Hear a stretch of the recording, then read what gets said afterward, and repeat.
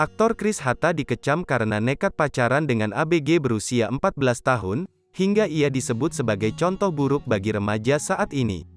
Belakangan nama Chris Hatta sedang menjadi perbincangan hangat publik, seusai pengakuannya pacaran dengan ABG 14 tahun. Diketahui, kini usia Chris Hatta sudah 34 tahun dan ia mengaku tengah pacaran dengan ABG berusia 14 tahun.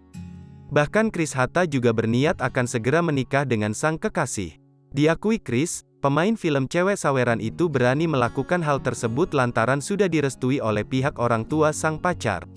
Sayangnya keputusan nekatnya itu membuat Chris Hatta dikecam, tak terkecuali oleh Komisi Perlindungan Anak Indonesia, KPAI. Retno mengatakan tindakan Chris Hatta berpotensi mendukung pernikahan usia di bawah umur.